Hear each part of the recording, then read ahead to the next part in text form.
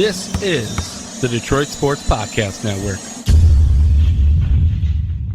This week's episode of Tigers Talk is brought to you by both DC Sports and the Detroit Sports Commission.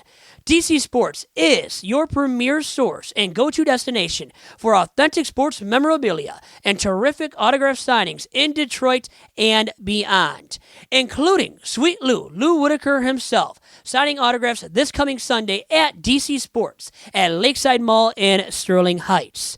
To find out more about that signing and everything DC Sports has to offer, please go to DC Sports' terrific website at DetroitCitySports.com and make sure to give them a follow on Twitter at DC Sports Detroit.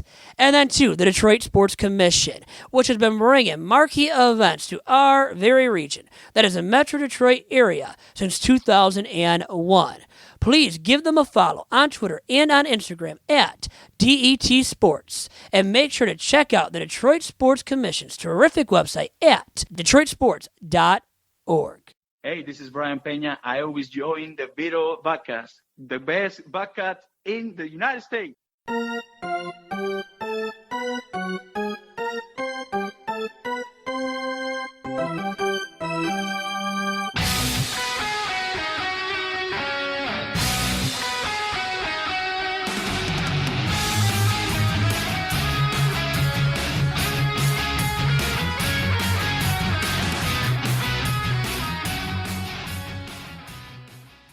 And welcome to the latest, the freshest edition of Tigers Talk with Chirco and Company.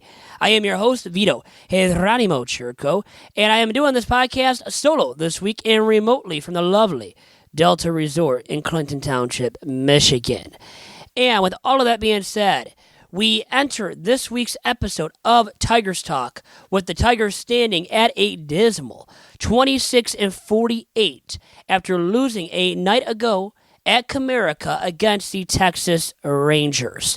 The Tigers are 1-9 in their last 10, have lost 5 in a row. The run differential is horrendous for the Tigers up to this point in the campaign. They are second worst in all of the bigs in their run differential, which is nearly negative 150. The only team worse in run differential up to this point in the season thus far are the Baltimore Orioles at negative 186, the Tigers at negative 144. And it speaks volumes about the struggles of the Tigers this season. And based on that note, by the way, the run differential note, you can easily say that the Tigers should be in dead last in the American League Central Division. They are only a game up on the Kansas City Royals, who have a negative run differential of nearly 100 runs less than the Tigers at negative 58 runs. And they are actually with a better run differential than the third place Chicago White Sox, who are 5 games below 500 at 36-41. The Tigers once again at 26-48. The Royals at 28-52. So with more wins in the win column, but more losses in the loss column right now. So the Royals, you can say right now, based on run differential at least, have been a better team than the Tigers. And I projected it coming into this season for the KC Royals to finish ahead of the Tigers. And it looks more and more like that will happen as the season does progress. Now, moving on to the Tigers' recent schedule of games and how they have fared. And when you take a look at that, you will notice that the Tigers simply have struggled, and have struggled big time once again. Losers now of 5 in a row, as I previously mentioned. And in June, just not many wins have come for the Tigers. They actually lost the first 2 games they played in June to the Braves on the road, and let up a ton of runs in each of those games. Even in a win on Tuesday, June 4th, they allowed 6 runs. And that was a win, though, guys. Actually a win for the Tigers, and one of the only wins in June for the Tigers up to this point. With another, as we speak right now on Wednesday, June 26th, the Tigers have another 5 games in June. 2 more against the Rangers, including tonight at 7:10 and at 1:10 tomorrow. Then over the weekend against the Washington Nationals, 7:10 on Friday night, 4:10 on Saturday, and on Sunday at 1:10. And remember, the Tigers are honoring the '84 team this weekend. It is officially now the 35th anniversary of that team winning it all in 1984. So the Bless You Boys will be commemorated with a bunch of stuff happening over the weekend. And some of the giveaways this weekend include a Lou Whitaker and Lance Parrish mini bat giveaway Friday night, a Sparky Anderson bobblehead giveaway on Saturday, who was the skipper of the '84 Tigers, and then Sunday is just a special themed event, a Little League Day. Anyways, once again, not many wins have come for the Tigers in the month of June. And actually, only 4 wins for the Tigers in the month of June thus far. They got a win, once again, June 4th against the Rays. Their lone win in that series at home against the Tampa Bay Rays. Then they played the Twins, got 1 against the Twinkies. They got 1 against the Royals in the following series. They got swept against the Indians, won 1 in Pittsburgh in that 2-game set at Pitt. And then got swept again, and that was in Cleveland over this past weekend. So look at that. 6 losses just against the Indians the Tigers have racked up in the month of June. And then another loss last night to start off the 3-game set with the Texas Rangers. So obviously a lot of struggles for the Tigers, and it's been widespread throughout this campaign thus far. You know, when it hasn't been the bats, it's been the pitching. And you've had some nice starters for the majority of this season, such as Matthew Boyd, leading the way, obviously, as the ace of the staff, followed by Spencer Turnbull, who has been good, surprisingly, and I think much better than expected coming into this season. So those have been 2 bright spots. But after that, Jordan Zimmermann has been hurt for a large portion of this season. Lost last night in a not-too-shabby performance for himself, but his ERA is still hovering around 6. The lefty Daniel Norris has been solid in some starts this season, but start to start, as in on a consistent basis, he hasn't been the most sharp or effective starting arm for the Tigers this season. So you still want to see more out of him. Zimmermann getting healthy, performing better. Well, that happened. Just a lot of question marks in that rotation, truly after Matthew Boyd and Spencer Turnbull.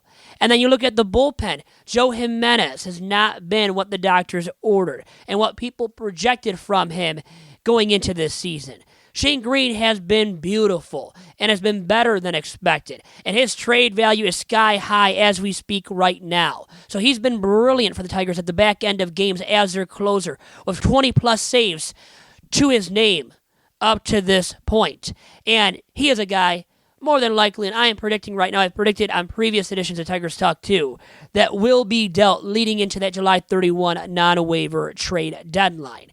After him, though, you've had some inconsistent performances from Daniel Stump this season, from Blaine Hardy, from others in that pen when they have pitched, even a guy such as Carlos Torres, and countless others that haven't been steady Freddies in the bullpen when they've been used. Victor Alcantara, though, has been a guy that I have liked can bring the heat. He has shown some signs of being a guy that has something to work with in his arsenal and can be effective. But not a lot of bright spots among the pitching staff collectively. And the hitting is even worse than the pitching. It truly has been up to this point in the campaign. And the Tigers have only scored 260 runs this season going into Wednesday night's contest with the Texas Rangers. Speaks volumes about the dismal display by the bats in that Tigers lineup 1 through 9 all throughout the season. And it hasn't been just the guys that we expected to be subpar performers. But it's also been a guy such as Nick Castellanos, who over the course of the last week, he's a guy that I picked in my Dinger forecast for last week's episode of Tigers Talk. And what did he do for me subsequently? Well, he went deep, 0 times, had 2 ribbies to his name over the last week as well. So he didn't get it done when, I expected him to do so, and he hasn't gotten it done consistently enough as a run producer for the Tigers all throughout this season either. So a lot of the woes fall upon his shoulders, but also it's Miguel Cabrera and others, and Miguel Cabrera is a guy that is going to be pinpointed and looked at for a lot of the woes as well because of all the money he is making on an annual basis until the 2023 season, which is $30 million annually, guys. For a player right now that is the 12th best player on the Tigers in terms of WAR, according to BaseballReference.com, and that was actually going into yesterday's game, as in Tuesday's game. 12th best Tiger at .2 wins above replacement. Leading the way for the Tigers in WAR this season has been the stellar left-hander Matthew Boyd. He has been great, followed by the previously aforementioned Spencer Turnbull at 2.2 wins above replacement. And then there's Shane Green, who is third at 1.4 wins above replacement. So those three have been, you can say, steady Freddies up to this point. Everybody else, and those bats specifically, subpar performers, man. Nick Castellanos, if you want to be this guy that is looked at as an all-star performer in the middle of the Tigers' order, a guy that is worth north of 10, north of 12.5 mil per season, you got to hit a lot better than you have, man. And you have to be worth much more than 0.6 wins above replacement as well. You got to be a guy that, by the end of the season, produces at least 4 WAR, I would say. And you're not on pace for that right now as we near the halfway mark in the 2019 campaign. So obviously the hitting woes fall upon the shoulders of Nicholas Castellanos and Miguel Cabrera mightily. Miguel Cabrera, by the way, still limited in the home run production this season. Where's the power been? It's been completely zapped, folks. He is a little to nothing run producer at this point for the Tigers. And he's the guy that had to hit for power coming into this season, or the limited options they already had to work with collectively in their lineup. And then you look at his numbers, and they're just not where they're supposed to be for a guy making as much money as he is. And even last night, 1 for 3, but, nothing stellar. His OPS only at 749. His WAR, once again, a middling .2 WAR that was going into Tuesday night's game. So he hasn't been cut in the mustard seed. He has not been what the doctor has ordered. The one bright spot, though, recently has been the production of Jacoby Jones. And that's because he's been on a tear, man. He has elevated his average from below the Mendoza line to 257. His OPS now is nearly 800. So he has been really, really good of late and extremely hot. And he went 2 for 4 Tuesday night, scored a run. He is still striking out and still will do so. But if he starts run producing and just hitting overall-wise, and hitting for extra bases like he has recently, and now over the course of play that has lasted more than 2 weeks, for a good month now, he has been an effective bat for the Tigers, and there hasn't been many of those guys in their lineup. Once again, 1 through 9, either at the top or at the bottom. So he's been a positive for the Tigers, and when there has not been many bright spots for the Tigers in their lineup. And when you go way back to the start of the campaign, and even in recent memory. And Jacoby Jones, in fact, guys, was at one point as of May 1 was hitting 145 actually, with a 217 on base percentage, a 218 slugging percentage, a 435 OPS. He has elevated that once again extremely to an OPS of nearly 800. So he has done magnificent. And in fact, when you look at his stats since May 1, Jacoby Jones, and this is for his stats from May 1 to June 23rd to be exact, he had produced over that span, or in that span, 8 home runs, 21 ribbies, hit for an average of 291, and for an OPS of 894, folks. So he has heated up for the Tigers, when once again, not many guys have. And that was over the course of 47 total games and 169 plate appearances. So a fair amount of games to say it's more than a small sample size. But at the end of the day, I still want to see Jacoby now do this as well for the majority of the second half of the season. If I don't see him hit 275 or more for the rest of the way with an OPS of 800 the rest of the way, or OPS right around 800, then I think we can still say that Jacoby Jones is a guy who is known and is consistently inconsistent, if that makes any sense, and simply is known for inconsistent production at the plate, and because of that is a guy that will never be a steady bat. And with all of that being said, I want to take a look at Michigan's improbable run to the College World Series finals. And they won Game 1, lost Game 2, have a must-win Game 3 taking place tonight against Vanderbilt, the number 2 nationally ranked squad in all of college baseball this season. So a much better team on paper. But Michigan simply has gotten hot at the absolutely right time. And lost a Game 2 in which you had Kumar Rocker start, and he was dominant against U of M. And remember, this is a guy who pitched a no-hitter against Duke in the Super Regionals. The last time the Commodores, as in Vanderbilt Commodores, faced elimination. And he was so good again Tuesday night against the Wolverines. And he struck out 11 while pitching 6 1/3 innings, a 3-hit ball, leading Vanderbilt to a W 4-1 in Game 2 Tuesday night.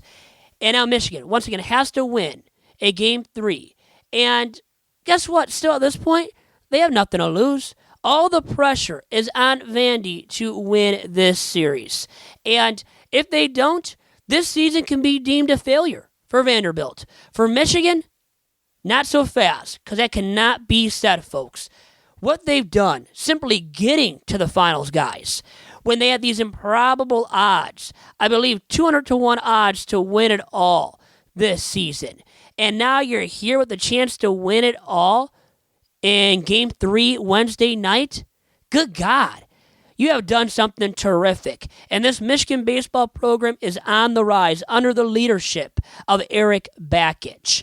And Bakich, I think fans and teams alike are clamoring for this guy now. Fans clamoring to meet him, just to talk to him for a second or two.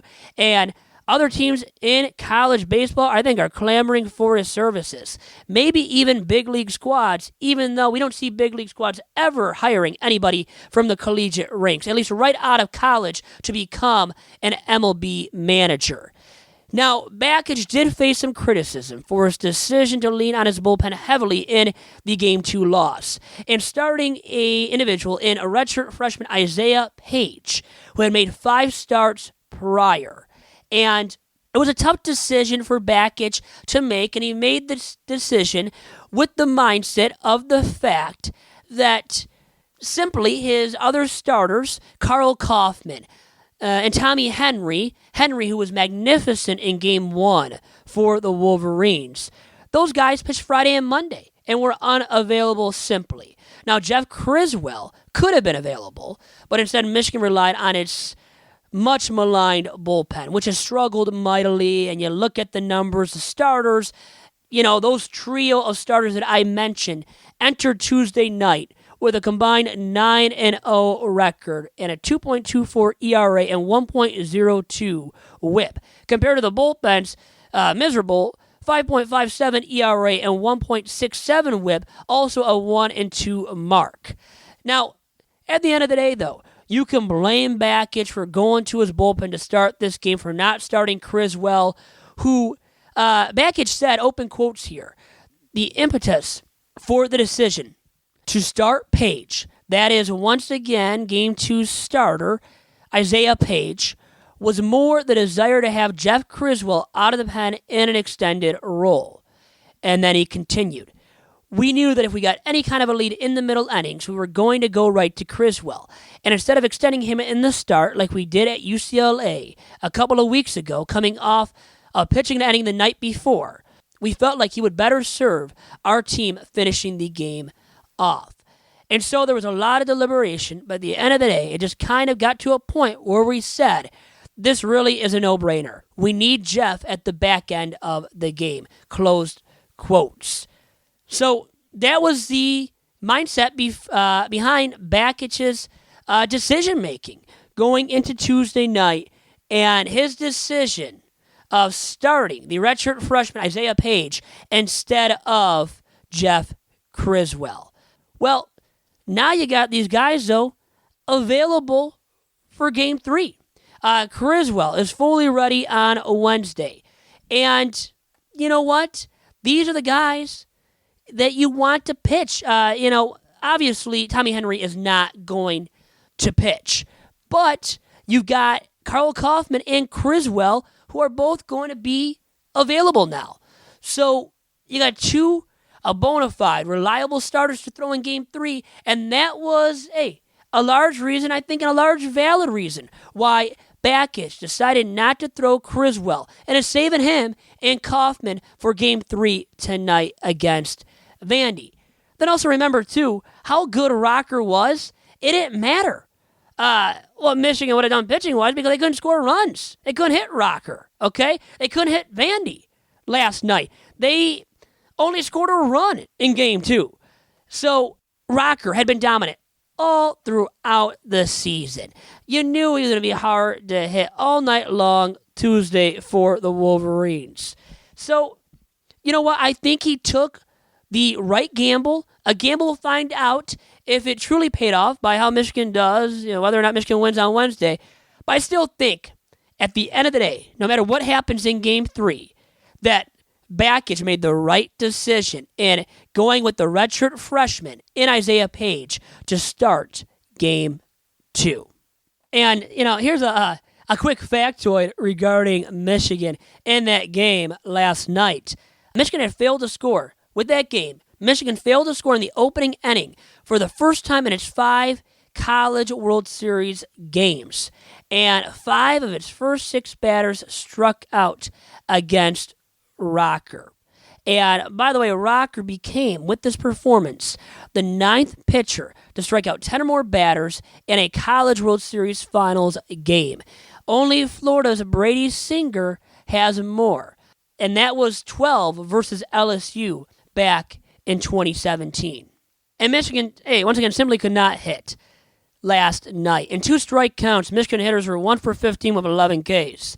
And that was something that really stood out. Something that Michigan was unable to rectify as the game obviously went along too, and Michigan just didn't have the heroics in them and couldn't get anything going last night. And now they have the chance, so they have the chance to still win it all by playing in Game 3 and by winning Game 3. And then, what happened in Game 2? It's a no biggie, right? Not a big deal at all if Michigan comes out on top tonight. Now, moving on to some Major League Baseball news and notes. And we got to do it because simply there is more interest out there about these other Major League Baseball clubs than about the Tigers currently. And I didn't have to say that, did I, guys? I think everybody understands that out there. But anyways, you see the New York Yankees, the Bronx Bombers, who have been killing it lately. 9-1 in their last 10. And they have a 6-game lead now, by the way, on the Tampa Bay Rays. And the Red Sox are coming for the Rays, only 2 games behind the Rays. And that is actually for that first wild card spot, which the Rays still own at this point. The Yankees, once again in first, and they are at 51-28. The Rays at 45-34. The Red Sox, who have won 7 of their last 10, at 44-37. 8 games back of the Yanks. But yeah, the Red Sox guys, they are coming. And I think they're going to end up topping the Rays for second place in that division by season's end. And when you look at run differential, and you would think the Yankees would have the best run differential in the American League. Well, actually, they do not, because the team that does currently resides in the American League Central Division, and that is the Minnesota Twins, atop the Central Division at 51-27 with a run differential of a positive 110. And then the Yankees with a positive run differential, and the Yankees actually are not even second, but are third in the American League with a positive run differential of 96. And second are the American League West leading Houston Astros at a positive 99. So a lot of good teams are right there. And then you still got the Rays, the 4th best run differential in the American League this season, are the Rays with a positive 80. And the Rays, based on that, have been clear-cut the second-best team in the American League East all season long. But once again, the Bo Sox are rapidly approaching, and the Rays haven't played the best ball of late, as they have lost 7 of their last 10. And then it's funny when you look at the other divisions in the American League, it's clear-cut to me nobody is catching the division-leading Twinkies in the Central or the division-leading Astros in the West. As in second place right now in the American League Central are the Cleveland Indians with a run differential of positive 22. Nothing, not even close to the Twins' positive 110 run differential. Then you look at the Houston Astros. In first and second in the West are the Texas Rangers. And even in third, because close to third, are the Oakland Athletics, who have been hot of late, winners of 7 of their last 10, and they actually have a better run differential than the Rangers at positive 43. The Rangers have a run differential of positive 33. So the A's probably will catapult the Rangers to second place in that division by season's end. And trust me, they were projected going into the season, and the A's were a team that I thought could win one of those 2 American League wildcard spots. Rangers have overachieved up to this point, and I expect to regress as the season does go along, and largely because of their pitching. Because based on runs scored, the Rangers actually, outside of the Mariners, have scored the most amount of runs in the American League West division. And you would expect the Mariners to start falling off now with that as a result of dealing Edwin Encarnacion to the New York Yankees. And when you look at runs scored, Houston is in actually third place in that division, and then tied for fourth are the Athletics and Angels. But the Rangers, I expect once again to drop off because of all the runs allowed. They, outside of the Mariners, have allowed the most runs in the West Division with 407 runs allowed. The Astros have only allowed 311 runs, which is nearly the best in the American League. The only team who has bested them in runs allowed up to this point are the Tampa Bay Rays, with 283 runs allowed. Now, when you go to the National League, the best team, clear-cut, and has been all season long, and based on just every single kind of stat imaginable. But as we're talking about run differential, got to bring it up. The best in run differential in not only the National League, but in all of baseball this season has been the Los Angeles Dodgers, with the run differential of a $1.31, and that is a positive $1.31. They currently are 55-26, and winners of 8 of their last 10. And in second place, and I think is a good team, but way behind the Dodgers, are the Colorado Rockies. In third are the Diamondbacks, actually tied with the San Diego Padres. And now, there is no comparison, though, between the Dodgers and the rest of the National League West division. In second place, the Rockies, their run differential is only a positive 17. The D-backs, who have had the better run differential than the Rockies up to this point, are a positive 41. Still no comparison when you're comparing the Dodgers with them. The Dodgers already are running away and will continue to run away with the National League West division crown. Now, do they make a return to the World Series for a third straight year, though? Obviously, they're the clear-cut favorites right now. And, based on talent and run differential, which is so key and so valued nowadays, hey, they got the best run differential in all of baseball. And unless you think, unless you think the Yankees are the best team, I think you would think the Dodgers are the best in all of baseball right now and clear-cut favorites to return to the Fall Classic out of the National League.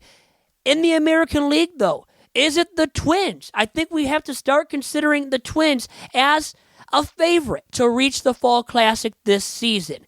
And I know last year they fell on their faces. It cost Paul Molitor his job. They have a rookie manager, meaning a guy that has never managed anywhere before in Rocco Baldelli, leading the way for the Twinkies. But at 51-27, folks, so that is, remember, 20-plus games above 500. They have to start being considered a favorite to make the World Series. But still, at this point, and for baseball's sake, you know who they would like to see in the Fall Classic this year? They would love to see the Bronx Bombers matching up with the LA Dodgers. How beautiful would that be for Major League Baseball? And it would truly be a ratings bonanza. So Major League Baseball would like to see that, and I think the next best team that has a chance of reaching the Fall Classic out of the National League at this point would be, I have to admit it, sad but true, the Chicago Cubs, perhaps, at least based on run differential. They are at a positive 63, second best in the NL, and still far away from the Dodgers in that stat. They are in first in the National League Central Division, 43-36, but it is a tight race in that Central Division. The Brew Crew, who won the division in that one-game playoff, beat the Cubs to claim the division crown a season ago. Well, they right now are a game back. The Cardinals are 2.5 games back. And the Cardinals, I know, were a team that people liked coming into this season, adding Paul Goldschmidt. They have a lot of good hitters in that lineup, 1 through 9 there in St. Louis. The Brew Crew, though, led by Christian Yelich, they can really hit. It's about the pitching. Right now, the Brewers, surprisingly, I know to a lot of you out there, have a -6 run differential. That ain't good. And not good from a team that won all the games that they did last year, winning 90-plus games. So I think they will rectify that, but their pitching simply has to improve, and they're going to be looking for arms as that July 31 non-waiver trade deadline does near. Maybe Matthew Boyd is a candidate for them. I just don't know if the Brew Crew have enough to attain the services of Matthew Boyd, who has been widely discussed, by the way, in recent memory. And I'll end this week's episode with that discussion about Boyd. And the Tigers should wait it out for him. They shouldn't just give him up for the hell of it. He is worth a lot right now as a left-hander who is still on the right side of 30, meaning below 30, and he is under club control for a few more seasons as well, which makes him even more of a sexy trade candidate. And he's had a rough couple of outings now in a row, but still his numbers all around or across the board are really appetizing, as his ERA stands at 3.61. FIP below that, still a solid 3.38. So he has struck out batters at a rate that he's never struck out batters at before as well. Striking out per 9, 11.2 batters. And as I said, he is under club control now, and the earliest he can actually be a free agent is 2023. Now, actually at the end of this campaign, eligible for arbitration, will get a raise in his salary. But still, at the age of 28, worth 3 WAR this season so far, according to BaseballReference.com. With those strikeouts, nice whip as well of 1.109. That's very good in itself. All of that added up, the Tigers should be able to get a relatively nice haul for his services. And when I say a relatively nice haul, they should wait it out for an offer that is comprised of a Major League ready bat, a guy that is already at the Major League level with his respective club, or that can be there in the very near future. And I would say by mid-season next year, should be a guy that is ready to contribute at the Major League level. And this is the case because of the ineptitude of the Tigers lineup. Who do you really have on the Tigers roster right now among the hitters that you can bank on being a reliable hitter in the Tigers order 2-3 years from now? I don't know who that is outside of maybe Kristen Stewart. Outside of Stewart, I don't see anybody right now. Maybe it was Jeimer Candelario you thought coming into the season, but he has struggled mightily. He has been sent down already this season now to AAA Toledo. He has been a guy that has gotten hurt as well this season. He has struggled mightily up to this point. And you would just hope that, God, that he can reclaim something with that bat. Because, at one point it looked like he was a bright spot for this lineup moving forward. But this season, batting below the Mendoza line, a $179. His defense has been steady, though. I mean, that's why his WAR is still in the positive. And it's .2. And his OPS is 546. OPS plus well below 100 at 46. All the numbers speak volumes about his struggles at the plate up to this point in the campaign.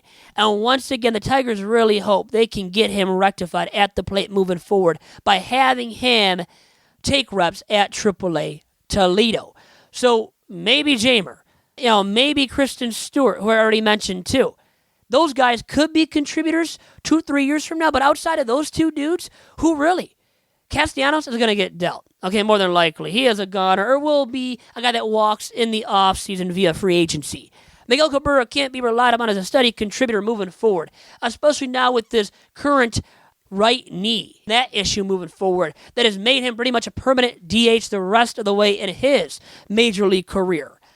Jacoby Jones has gotten hot, but I want to see it once again over a larger sample size. He's been good. Got to give him credit for what he's done, turning it around at the plate.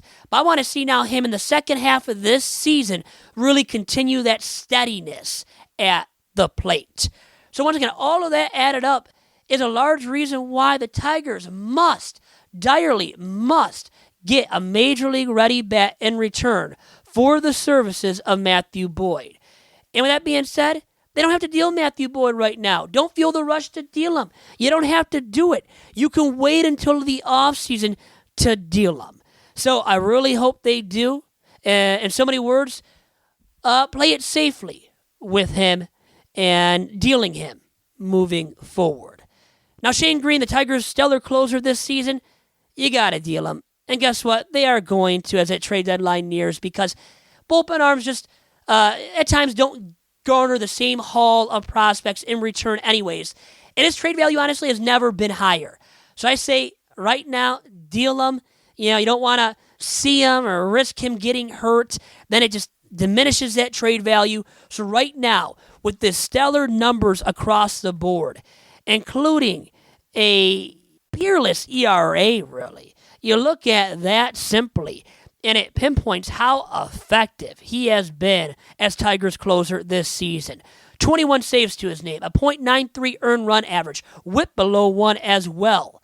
The same amount of strikeouts as innings pitched. And you look at his FIP, obviously not as good as a below 1 ERA, but still a solid 3.57 fielding independent pitching mark. Thus, he has been steadily effective all across the board. It is time for the Tigers to deal him. And I'm going to say this. I am going to guarantee that they will deal him leading up to that July 31 non-waiver trade deadline. And, guys, with all of that being said, this has been the latest edition of Tigers Talk. Thanks once again to our sponsors at the DSP Network for sponsoring this week's episode of Tigers Talk. And they are DC Sports at Lakeside Mall. Once again, have a fabulous autograph signing with should-be Hall of Famer Lou Whitaker on Sunday at their fine location at Lakeside Mall. And then also, shout out to the Detroit Sports Commission, who you can follow on Twitter and on Instagram at DET Sports. Also, make sure to check out their terrific website at DetroitSports.org. And check out DC Sports' terrific website at DetroitCitySports.com. And remember to follow the DSP Network on Twitter at Detroit Podcast. And check out our fine website at DetroitSportsPodcast.com. Guys, it's been a pleasure speaking to all of you. And I look forward to speaking with you all again next week when I'm in studio again and joined with my co-host, the Doc from Doc and Jock, John Charles Macaroon. Adios.